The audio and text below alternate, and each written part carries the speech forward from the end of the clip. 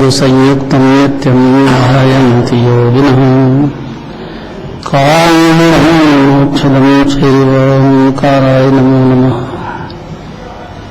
अविरल शब्दगणोग प्रक्षालित सकल भूतल मल कलंका मनुरूपासीत् यथा सरस्वती हरितोऽमृता अज्ञानतिमिरान्धनाम् ज्ञानाञ्जनशलाकया चक्षुरुन्मीलितं येन तस्मै श्रीगुरुवे नमः। परमपराचार्य गुरुवे नमः। मंगलं भगवान् वीरो मंगलं गौतमं मुनिः मंगलं कुन्दकुन्दार्यो धर्मस्तु मंगलम्। नमः समय साराय सोमभूत्या चकासते चित्सराय भावाय सर्वान्तरक्षते।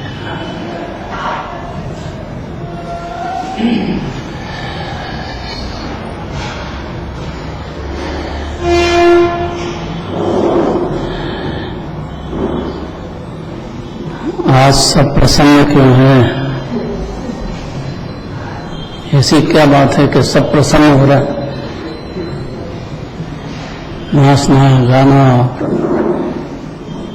मस्ती करना गरबा करना क्या क्या करते हैं आज के दिन में। कोई ब्राह्मण से मुहूर्त निकलाने की जरूरत नहीं है। बिना मुहूर्त के ब्याह शादी करते हैं आज के दिन।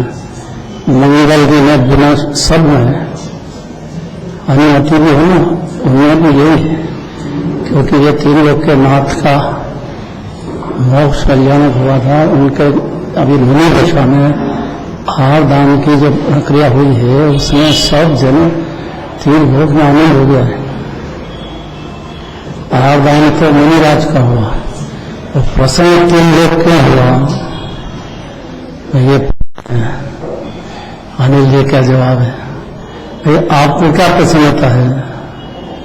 आहार दान तो मुनिराज का हुआ ना, मुनिराज ने आहार ले लिया, अपन क्यों प्रसन्न हो रहे हैं? परंपरा भी वहीं से शुरू हुई। खाए की परंपरा,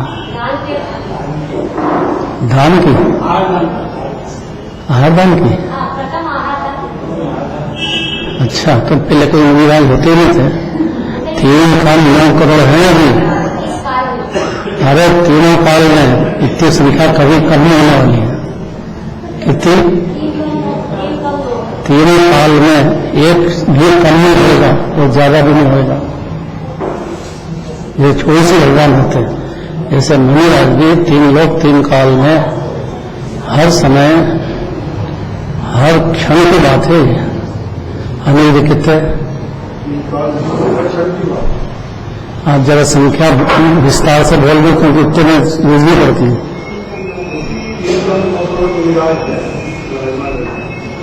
अगर पावर से बोले जरा।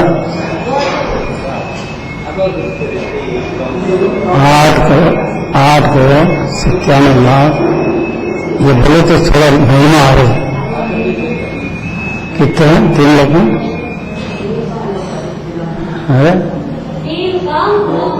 अरे ये उसको संख्या बोल देना, संख्या।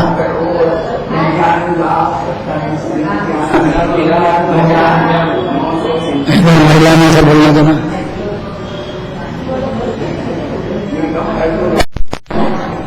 अरे 3 का मुझे घर को ही बोल देगा, जो है बच्चा बोलेगा। इसमें क्या बड़ी भारी बात? तो वो तनख्वाह वो संख्या के महीने कैसे आए?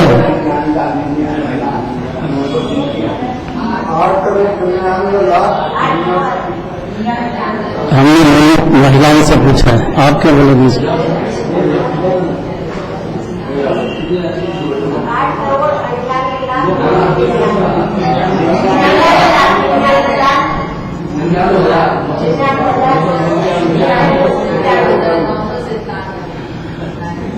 इतनी संख्या अनादि से है और अनंत काल तक इतनी ही रहेगी।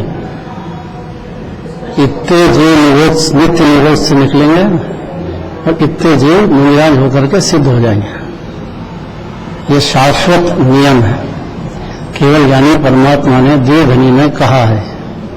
इसलिए इसकी जो श्रद्धा कर ले तो वो मुनिराज का आहार दान कैसे होता है, मुनिराज होते किसको कहते हैं, मुनिराज के कौन से 28 गुण होते हैं, कौन से उत्तर गुण होते हैं, कैसे शील के भेद पालते हैं, कितने भेद शील के हैं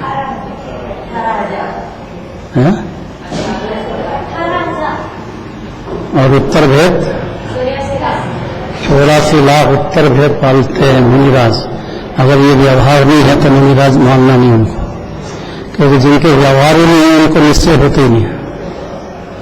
जरा सा भी गड़बड़ी हो सकती है चारित्र के पर्याय में, चारित्र में भी इतनी गड़बड़ी हो सकती है,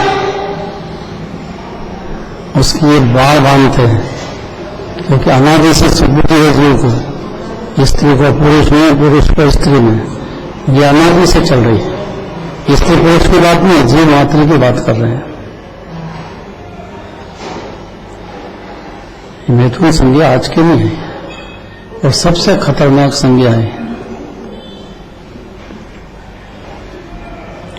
क्योंकि सुबुद्धि समय तो समझना सुबुद्धि आती है, सुख ही नहीं होता, जो यही सुख है और क्या सुख होता है।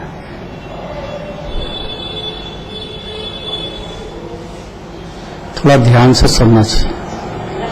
तो जब तक सम्यक दर्शन प्रकट नहीं हो जाए जीव के पर्याय में, तब तक जिन्होंने मानेगी नहीं कि इसकी सुबुद्धि चली गई है, और खुद को भी नहीं मानना चाहिए, नहीं तो वो नींद की दशा है। जागृत दशा होते से क्या होता है पढ़ना है।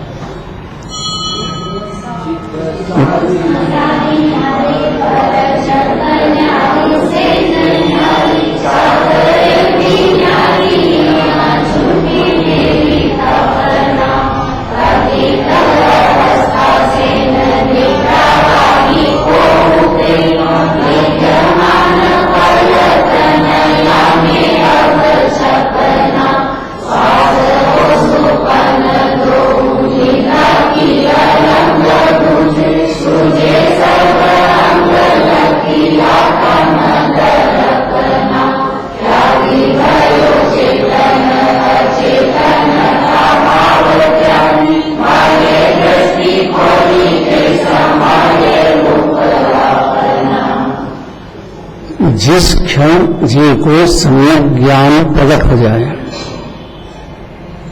पहला शब्द है सम्यक ज्ञान, सम्यक दर्शन बिना प्रकट होगा नहीं। अनादि से मिथ्या ज्ञान चला आ रहा है, उसको कैसे विश्वास करे जिन्होंने कि जीव जाग गया है, जिसमें सुख है ही नहीं, उसमें सुख मानता है इससे नहीं है, इसको जागृत दशा कहते हैं। अनंत पुरुषार्थ है, बोलने की बात नहीं है, खूब शास्त्र पढ़ लो तो बात नहीं, बाहर का त्याग करो उसकी कोई कीमत नहीं है,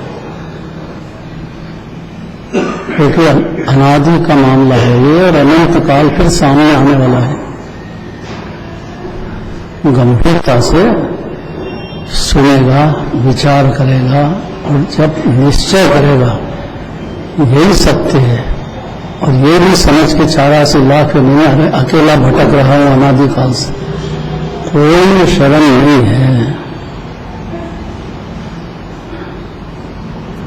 तो सम्यक दर्शन में खाली प्रतीति होती है जी, यही सत्य है। और इसमें ऐसा होने पर भी मेरा आत्मा शुद्ध अनादि अनंत आकृति मुक्त विराजमान है, ऐसा सम्यक दर्शन होने पर, मान लेने पर ही सम्यक ज्ञान पैदा होता है। और सम्यक ज्ञान पैदा हो जाए तो जागृत दशा है, उसके पहले मोह की नींद है अनादि काल की, और फिर चलती रहेगी ऐसे कैसे।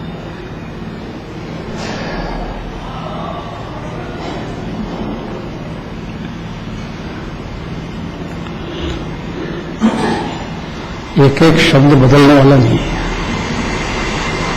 और कोई भी जीव को कुछ बोलने का काम नहीं, किसी से कहने की जरूरत नहीं। मेरे तो सम्यक दर्शन हो गया है, मेरा ज्ञान से, वो तो मिथ्या दृष्टि, बोलता का है कि नहीं किसी से, चाहते क्या किसी से, दूसरे से? का आनंद बढ़ाओ, शांति बढ़ाओ। जो माने मेरे को, ये तो महामूर्ख है, दूसरे से क्या मानना है?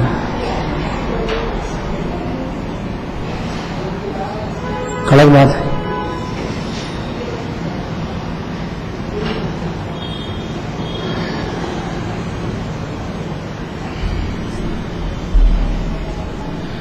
कोई भी जीव हो, चार गति का, पशु हो, नारकी हो, देव हो, इससे कोई फर्क नहीं पड़ता है। कोई भी जीव को किसी भी क्षण समय ज्ञान प्रकट हो जाए, बस हो जाके जागृत दशा शुरू हुई है। बस चौथे हिंदुस्तान में कोई भी जीव एक क्षण छलांग लगाना है, पर और स्व, इतने नहीं समझना सब। अपनी आत्मा सिवाय सारा जगत, संयोग, संयोगी भाव, ये सब पर है। तो पर है तो स्वतंत्र है, स्वतंत्र है तो अपनी क्यों छोड़ेगी किसी में?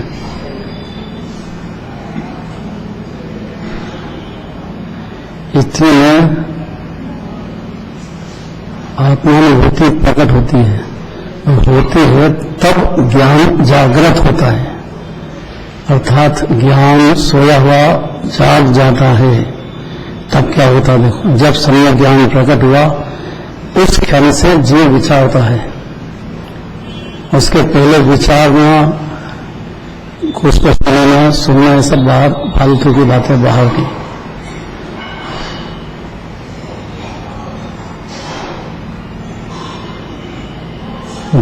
कोई भी जीव हो, जिस क्षण सम्यक ज्ञान प्रकट हुआ तब जीव विचारता है। नहीं हुआ तब तक तो विचार ही नहीं करेगा। क्या विचारता है? अंदर ही अंदर खुद को वेद संबोधन, ये काम नहीं है, यही काम है। ये काम भेद ज्ञान होते से या आत्मा जानते से या जिनेंद्र भगवान को जानते से, जिन्होंने को एक अक्षर भी जानते से तत्काल चालू होता है। इसमें कोई ब्राह्मण से नैरत निकलाने की जरूरत नहीं है। कोई भी जीव हो, स्त्री पुरुष हो, पशु हो, नारकी हो, इससे क्या फर्क पड़ता है? जीव है, चेतन जीव विराजमान, भगवान आत्मा अंदर। जब दुनिया सुनेगा, भगवान के दर्शन करेगा, पूजन करेगा, भक्ति करेगा, और कोई प्रयोजन नहीं है कि जीव जागृत हो जाए, कैसे भी समझ जाए कि पांच इंद्रिय के विषय में सुख है ही नहीं, सब स्वतंत्र है, उसका जीव करता है नहीं, कभी भी हुआ भी नहीं अनादिकाल से। तो जैसे ही सब ज्ञान प्रकट हुआ तब विचारता है कि शरीर रूपी महल जुड़ा है। अनिल जी पढ़ दो। जब सम्यक ज्ञान प्रकट हुआ तब जीव विचारता है कि शरीर रूपी महल जुदा है, कर्म रूप कलंक जुदा है, माया रूप शेर जुदी है, कल्पना रूप चादर जुदी है। यह निद्रा अवस्था मेरी नहीं है। पूर्व काल में सोने वाली मेरी दूसरी ही पर्याय थी। अब वर्तमान का एक पल भी निद्रा में नहीं उतारूंगा। उदय का निश्वास और विसर्ग का स्वप्न, ये दोनों निद्रा के संयोग से दिखते थे। अब आत्मरूप दर्पण में मेरे समस्त गुण दिखने लगे। इस प्रकार आत्मा अचेतन भावों का त्यागी होकर ज्ञान दृष्टि से देखकर अपने स्वरूप को संभालता है। जैसे ही संभाला कोई भी जीव, जिनवाणी सुन करके, ये तो निमित्त है, अपने को संभाल लिया, ये उपादान है। क्या सबूत है इसका? उसका क्या है? हम इतनी मेहनत करें, मान्यता में सारे जगत का त्याग कर दें, कर्ता बुद्धि छोड़ दें, अपना मानना छोड़ दें, इससे फायदा क्या है? अगली बात 2 लाइन। जागृत दशा हम करें, हमारी मोह के लिए से जागे, तो उसका फल क्या है उनको? और उनको मतलब मेरे को, दूसरे जीव की बात नहीं चल रही है। नहीं तो जो ध्यान ही नहीं देगा इतनी बात, उसको फल दिखना चाहिए ना। मंदिर आए, भगवान की पूजा रचाए, इतना जोरदार करें, आए राम की खुशियां मनाएं, तीर्थ यात्रा करें, सब काय के लिए करें हमको क्या फायदा है कि अनादि काल का मोह की निद्रा और कर्ता बुद्धि में पड़ा हुआ जीव जागृत हो जाएगा। कैसा जागृत होएगा? 2 लाइन।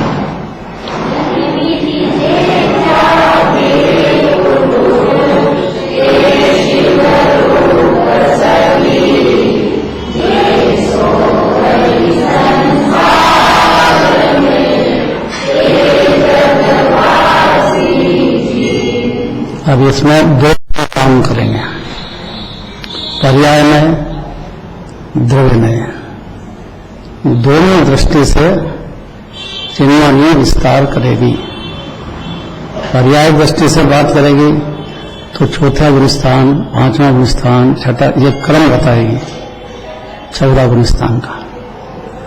चौथे से शुरुआत होगा जागृत दशा का, और जागृत दशा में ऐसा मानेगा कि मैं अनादि से बंधा ही नहीं था, खाली मानता था।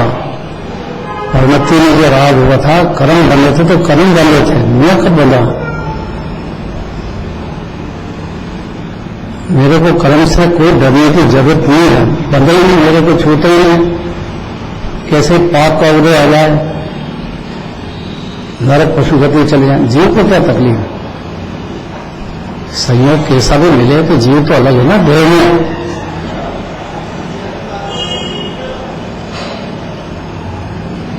अब कभी अनादि से सुनी नहीं ये बातें, इसलिए रुचि नहीं होती है जीव को, इसलिए कोड़ा का कोड़ा निकल जाता है, बस जैसे अनादि काल हो गया है। जागृत होते से अपने आप को क्या मानेगा जी, क्या सोचेगा, कहाँ उसकी बुद्धि लगेगी, कहाँ उसमें स्थिरता बढ़ेगी, क्या हो जाएगा कि जो जीव संसार में इस प्रकार आत्मानुभव करके, अब कोई भी जीव का नाम नहीं लिखा है इसमें, जीव लिखा है, 4 गति में कहीं भी हो, कोई भी जीव, इतना तो मतलब समय समय कोई भी जीव के लिए बना है। पशु भी आते हैं, देव भी आते हैं, नाव के आ नहीं सकते हैं।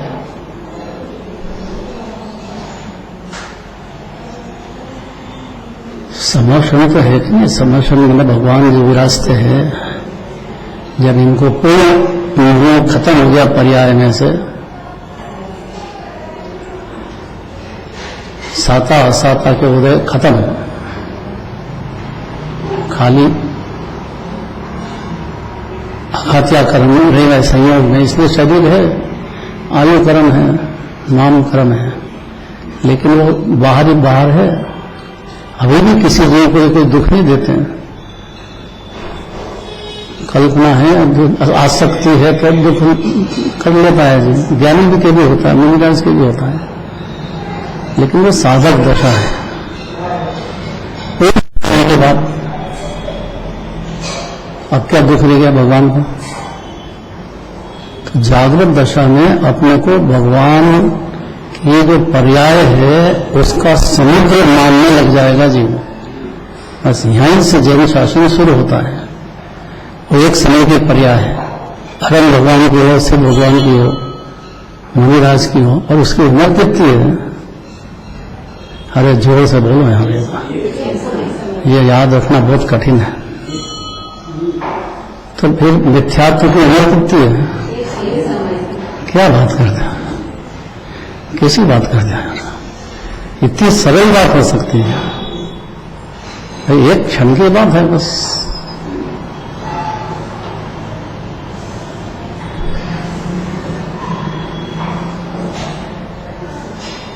तो जो जीव संसार में इस प्रकार आत्मा का अनुभव करके कि अपन आत्मा है, शरीर नहीं है, रागी द्वेषी नहीं है, मोही नहीं है, अपूर्ण नहीं है, परिपूर्ण परमात्मा है,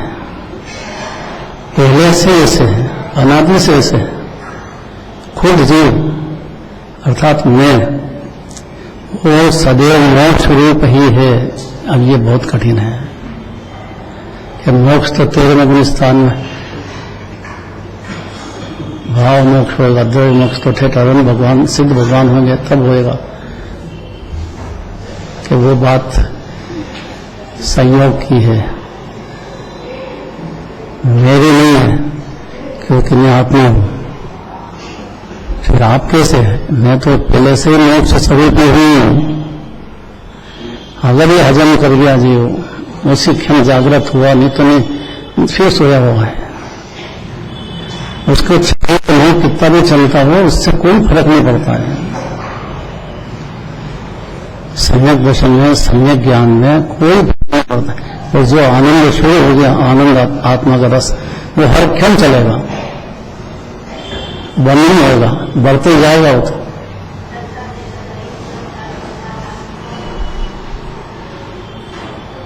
आज के दिन तो आनंद की बात करना चाहिए, ये कैसी बात चालू कर दें?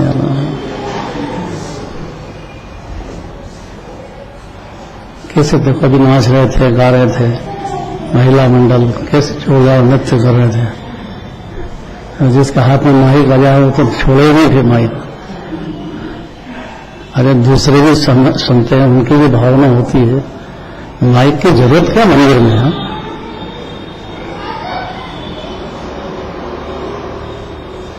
कि हमको सुनना चाहिए ना दूसरे को। अरे आप खुद सुन लो, कितना बुरा लगे, नहीं लगा बुरा? है आवाज नहीं आए तो क्या होगा? हर जीव को इतनी संगीत पंचंग ही है, आवाज किसको सुनाना है? अरे भगवान को सुना रहे हैं, और भगवान को देखते से सुनने की किसकी जरूरत नहीं पड़ती है। ये जीव संगीत पंचंग ही बैठा है, और तुम कहोगे, एक पंडित जी थे, सोनगढ़ की बात है,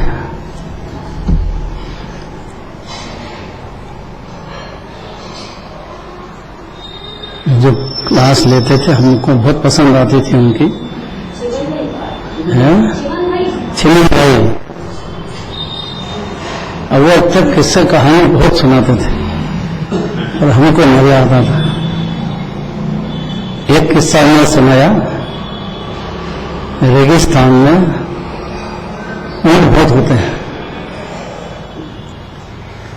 अब ऊंट के साथ में बाजा बजाओ, जोर जोर से,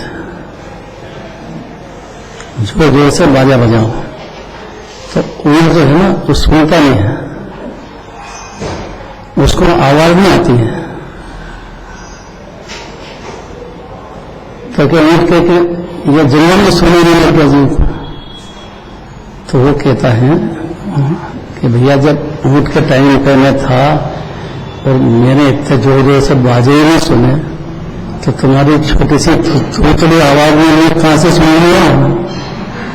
ये मौत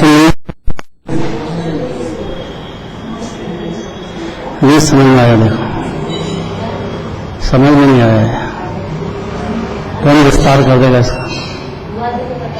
हाँ वो थोड़ा जोर से बोलो आप, क्षेत्र में बहुत मेहनत की थी। फिर से बोलो। एक राजा का ऊँट था, जिसने युद्ध क्षेत्र में बहुत मेहनत की। तो राजा ने सोचा कि इसको क्या इनाम मिला था। उसने कहा जहाँ भी थे तो कहीं भी ये चले तो इसको रोकेगा नहीं। तो एक एक खेत को घुसा तो मालिक को तो एक थाली लेकर वो बजाने लगा, भगाने के लिए। हाँ। तो ऊँट बोला कि मैंने युद्ध क्षेत्र की तोपें सुनी है, तो नहीं भागा, तो थोड़ी आवाज सीधे से भागा। जैसे समोचरण में गया, साक्षात जिन्होंने भगवान को सुनी तो सभी की बात, तो ये नहीं जब पाया तो तुम क्या जवाब दोगे मेरे को? इसलिए कोई वक्ता को अभिमान नहीं करना चाहिए, प्रतिष्ठाचारी को भी नहीं करना चाहिए। धीरे से बोलो और जीव को खुद बोलना, जो उसको जगना है ना जीव को, तो अपने कितने देर से बोलेंगे माइक पे तो जग जाएगा। बस होता ही कहाँ है आपके यहाँ? तो जलराज के तो को नहीं सुन सकता था, आपके सुन लेगा क्या? वातावरण को सुगंधित बनाने के लिए माइक चाहिए। सुगंधित दुर्गंधित होता है, सुगंधित नहीं होता है। माइक ना भी होना तो सब जने अच्छे कोरस करेंगे तो माइक की बिल्कुल आवश्यकता नहीं है, संगीत की भी आवश्यकता है। अभी अपने वहाँ की पूजा बहुत अच्छी है, बिना संगीत भी चलिए। माइक एकदम बहुत सुंदर होता है। धन्यवाद। आप तो नाराज नहीं हो?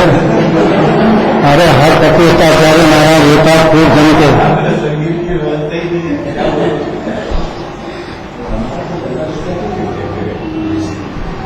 ये तो बहुत धन्यवाद दे रहे हैं।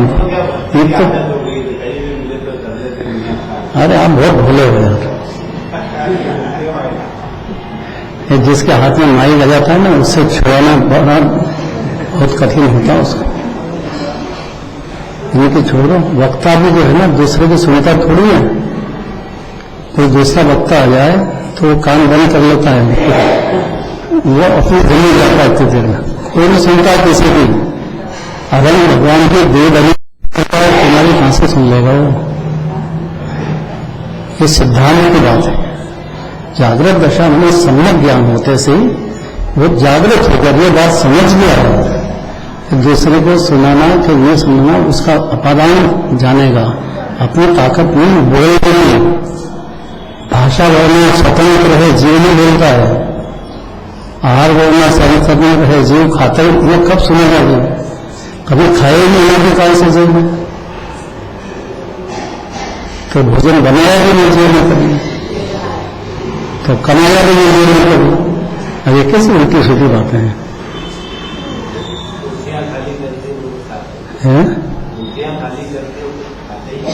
हाँ ऐसे थे हमारे अन्नालाजी बात में, आखिर तक उनको नहीं जची बात।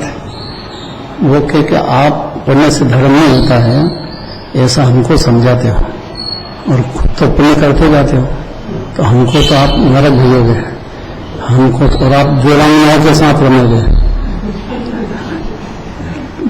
ऐसे उनकी बातें आखिर तक नहीं बची। बैठे भी नहीं उनका, उनके लड़के ये है ना, इसको मालूम है ना।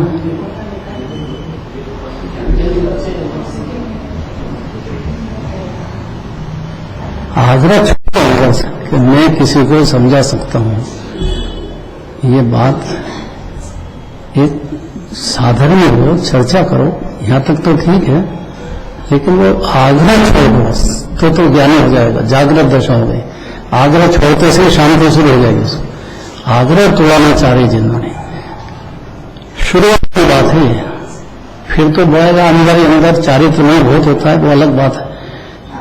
लेकिन वो बिंदु है, मिथ्या दर्शन सिंधु दिखता है, ये जड़ ये है, इसके अनंत संसार फैलते हैं इसमें। अभी बात ही करता बुद्धि मतलब घोर संसार फिर भटकना उसको। देखो जो जीव संसार में इस प्रकार आत्मनिर्भर करके सचेत हुए, अब ये शब्द आगे का बहुत ही कड़क है कि वो जीव मोक्ष स्वरूप ही है, क्योंकि जीव अनादि से मुक्त स्वरूप ही विराजता है।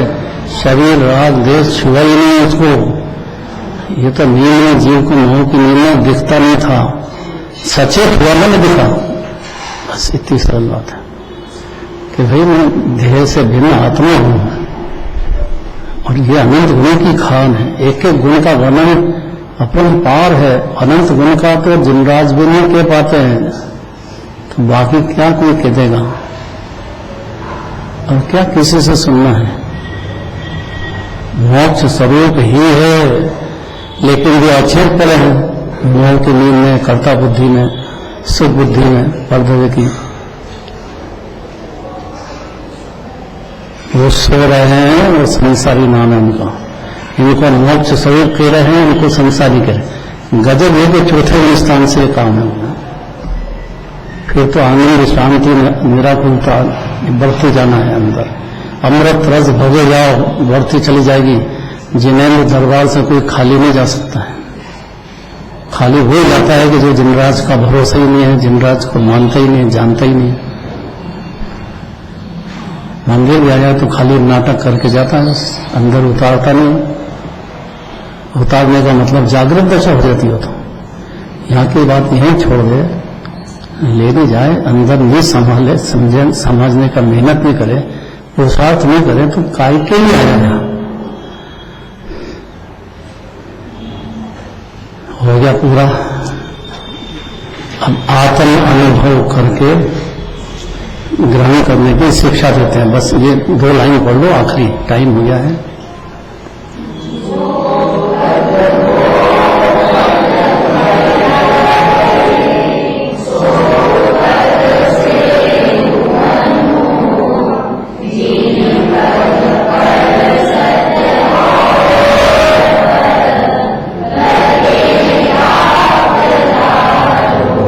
डॉक्टर साहब, जो जन्म मरण का भय हटाता है, उपमा रहित है, जिसे ग्रहण करने से और सब पर इंद्र धरने नरेंद्र आदि विपत्ति रूप भागने लगते हैं, उस आत्म अनुभव रूप पद को अंगीकार करो। वाह, सबका सार ये है। और ये अपने उपादान से होएगा जीवन। इंद्र बन जाओ, धरणे बन जाओ, ये सब आपदा वाले पद हैं। सो इंद्र बन जाओ, क्या करे? भगवान के सामने हाथ जोड़ के खड़े हैं। ये सब आपदा है। एकमात्र आत्मा का अनुभव और फिर उसके बाद उसकी स्थिरता, ये आनंद भोगने का मौका है। आगे चले।